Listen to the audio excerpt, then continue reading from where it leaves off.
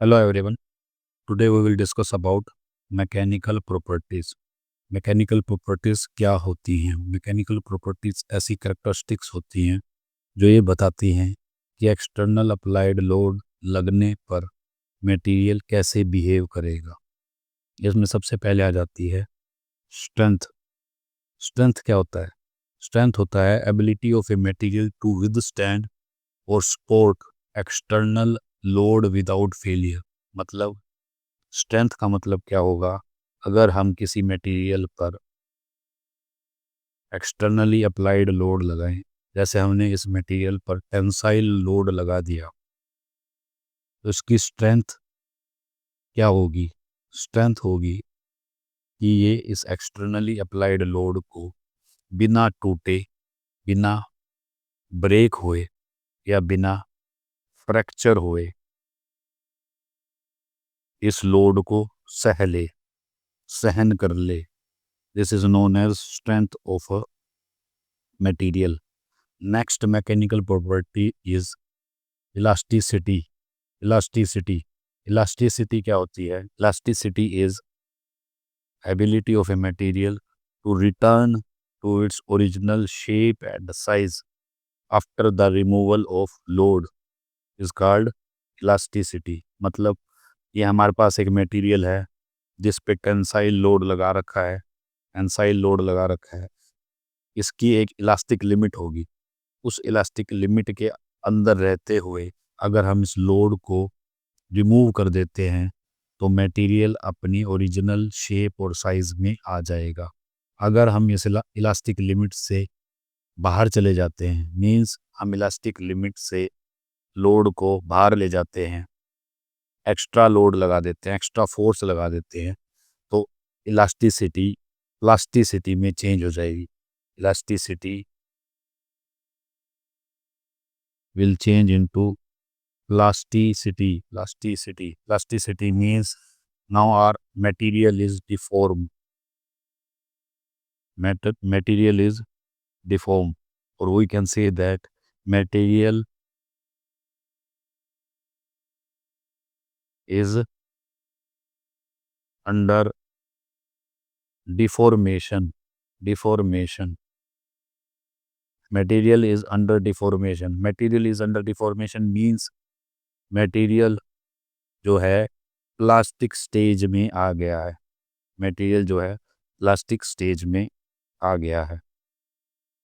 Now we will discuss about why steel is more elastic than rubber. Steel रबड़ से मोर elastic क्यों होता है? Elasticity depends on. इलास्टिसिटी किस पे डिपेंड करती है? यंग्स मॉडुलस पर डिपेंड करती है। यंग्स मॉडुलस क्या होता है? यंग्स मॉडुलस होता है stress by strain. Stress by strain. जिस मटेरियल का यंग्स मॉडुलस ज़्यादा होगा उसकी इलास्टिसिटी भी ज़्यादा होगी। इलास्टिसिटी भी ज़्यादा होगी। स्टील का यंग्स मॉडुलस ई बहुत बहुत ज़्यादा होता है। किससे? E steel is greater than E रबड़। E Young's modulus of steel is around 200 gigapascal, और वहीं अगर हम रबड़ की बात करें तो 0.1 के अराउंड होता है। इसका मतलब है स्टील कम स्ट्रेन में ज़्यादा स्ट्रेस को झेल सकता है और लोड हटाने पर तुरंत अपनी ओरिजिनल शेप में लौट आता है। Next mechanical property is stiffness. Stiffness ability of a material to resist deflection or elastic deformation under applied load is known as stiffness. Stiffness. Stiffness का फॉर्मूला होता है load per unit deflection. Load per unit deflection means stiffness का मतलब क्या होगा, material deflection को कितना resist कर सकता है या फिर इलास्टिक डिफॉर्मेशन को कितना रेजिस्ट कर सकता है, that is known as stiffness. Next mechanical property is ductility. Ductility is the ability of a material to be drawn into thin wires without failure. Example क्या क्या हो सकते हैं इसके, गोल्ड हो सकता है, एल्यूमिनियम हो सकता है, कॉपर हो सकता है, सिल्वर एंड आयरन. डक्टिलिटी वो प्रॉपर्टी होती है जिससे मटेरियल को खींच कर वायर बनाया जा सकता है, खींच कर वायर बनाया जा सकता है. हाई डक्टिलिटी वाले मटेरियल्स बिना टूटे काफ़ी स्ट्रेच हो सकते हैं. डक्टाइल मटेरियल्स फ्रैक्चर से पहले काफ़ी डिफॉर्मेशन दिखाते हैं. जैसा कि हम जानते हैं कि हमारी बिजली की तारें कॉपर की बनती हैं, कॉपर की बनती हैं क्योंकि कॉपर में हाई डक्टिलिटी होती है.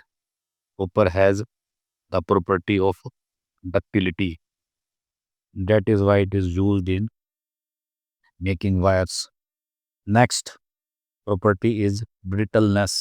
Brittleness is lack of ductility. Lack of ductility means जिस मटेरियल में डक्टिलिटी नहीं होगी वो ब्रिटल मटेरियल कहलाएगा. ब्रिटलनेस वो प्रॉपर्टी होती है जिससे मटेरियल बहुत कम डिफॉर्मेशन के बाद ही टूट जाता है. Material fail after very less deformation.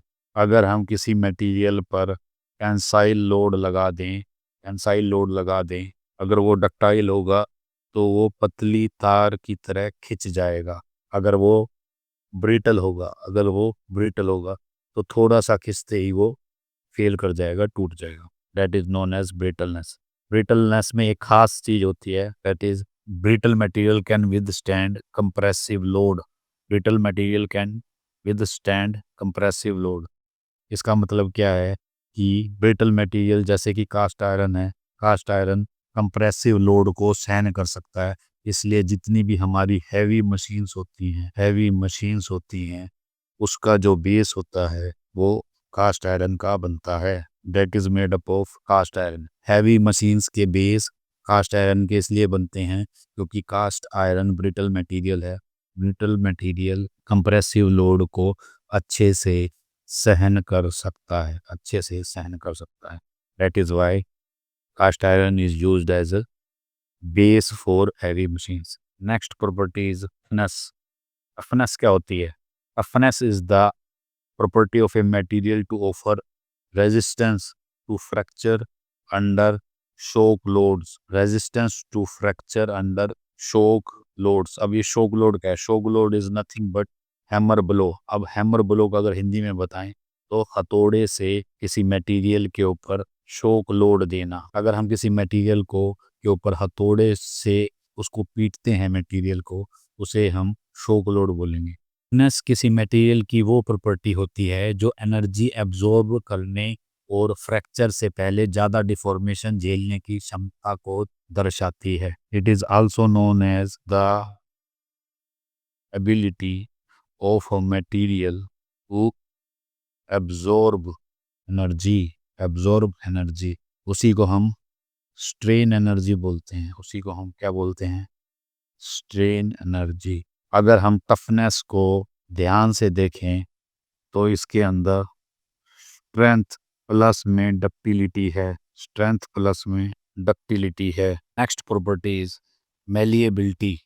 Malleability, ability of a material to be hammered into thin sheet. अगर हम किसी मटेरियल को हथौड़े से पीट पीट कर बहुत ही पतली शीट में बदल दें, बहुत ही पतली शीट में बदल दे, तो ऐसी प्रॉपर्टी को मेलिएबिलिटी कहते हैं. ऐसी प्रॉपर्टी को क्या कहते हैं? मेलिएबिलिटी. इसका सबसे अच्छा उदाहरण है, इसका सबसे अच्छा एग्जांपल क्या है? हम सब ने देखा है मिठाई के ऊपर जो वर्क लगा होता है, that is of aluminium, silver, चांदी का वर्क बोल देते हैं, एल्यूमिनियम का वर्क बोल देते हैं. It means those materials have high malleability. Malleability किसी मटेरियल की वो प्रॉपर्टी होती है जिससे उसे कंप्रेसिव फोर्स से शेप बदली जा सकती है बिना टूटे। Next property is hardness. Hardness the property of a material to resist scratching. Next is abrasion. Abrasion means घर्षण। सरफेस वियर और indentation by harder bodies is called hardness. Indentation means अगर हम किसी, आपने सिक्का देखा होगा, सिक्के के ऊपर जो निशान होता है भारत सरकार का, उसे इंडेंटेशन कहते हैं। ऐसी प्रॉपर्टी जो मटेरियल को स्क्रैचिंग से, एब्रेशन से, सरफेस वियर मींस दो सरफेस के बीच में आपस में घर्षण, और indentation by harder bodies is known as hardness. Next property is fatigue. Now what is fatigue? The phenomena that leads to fracture in metals and alloys under repeated fluctuating or alternating loads or stresses is called fatigue. The failure so called is called fatigue failure. अब इसको समझने के लिए सबसे अच्छा example है fly over का, जिसको हिंदी में हम पुल भी कह देते हैं। इसके ऊपर हमेशा रिपीटेड फ्लक्चुएटिंग और अल्टरनेटिंग लोड लगते हैं। कभी फ्लाईओवर के ऊपर से साइकिल चलती है जिसका वजन बहुत कम है, फिर उसके ऊपर बाइक चलती है, फिर कार चलती है, और धीरे धीरे उस पे लोड कभी घटता है कभी बढ़ता है। उसी फिनोमिना को हम बोलते हैं रिपीटेड फ्लक्चुएटिंग और अल्टरनेटिंग लोड्स। इस लोड की वजह से जब मटेरियल फेल होने लग जाए, that is known as fatigue failure. Next is creep. Creep क्या होता है? The property of a material due to which it undergoes slow plastic deformation. Slow plastic deformation means धीरे धीरे प्लास्टिक डिफॉर्मेशन हो जाना under prolonged loading, usually at high temperature. Thank you.